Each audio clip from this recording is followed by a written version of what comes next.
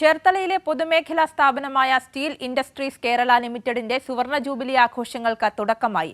വ്യവസായ വകുപ്പ് മന്ത്രി പി രാജീവ് ആഘോഷം ഉദ്ഘാടനം ചെയ്തു.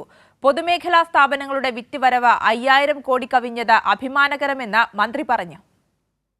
നഷ്ടം കുറച്ച് 23 പൊതുമേഖലാ സ്ഥാപനങ്ങൾ നടപ്പ് സാമ്പത്തിക വർഷം പകുതിയാകുമ്പോൾ ലാഭത്തിലാക്കാനാണ് സർക്കാർ ശ്രമിക്കുന്നതെന്ന് വ്യവസായ മന്ത്രി പി രാജീവ് പറഞ്ഞു. ചേർത്തലയിൽ സിൽക്ക് സുവർണ ജൂബിലി ആഘോഷം ഉദ്ഘാടനം ചെയ്യുകയായിരുന്നു അദ്ദേഹം.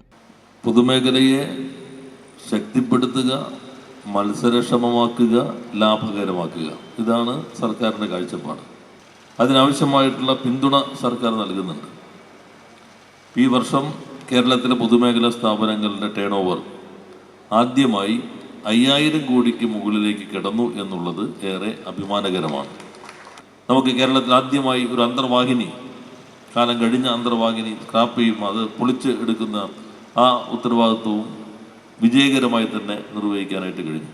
ഈ വർഷം കേരളത്തിലെ പൊതുമേഖലാ സ്ഥാപനങ്ങളുടെ വിറ്റുവരവ് ആദ്യമായി 500 കോടിക്ക് മുകളിലെത്തിയെന്നത് അഭിമാനകരമാണ്. 24 പൊതുമേഖലാ സ്ഥാപനം ലാഭത്തിലേക്കെത്തിയെന്നും മന്ത്രി പറഞ്ഞു. 180% ലാഭവർധന. ഒരു വർഷക്കാലമാണ് സുവർണ ജൂബിലി ആഘോഷങ്ങൾ നടക്കുക. സ്റ്റീൽ പബ്ലിക്കേഷൻ യൂണിറ്റ് അങ്കണത്തിൽ നടന്ന ചടങ്ങിൽ PP ചിത്തരഞ്ജൻ MLA അധ്യക്ഷത വഹിച്ചു. Chairman Muhammad Iqbal, managing director TG Ullas Kumar, general manager Shiny Jose Tharayil, KSDP chairman Sibi Chandrababu തുടങ്ങിയ നിരവധി പേർ പങ്കെടുത്തു.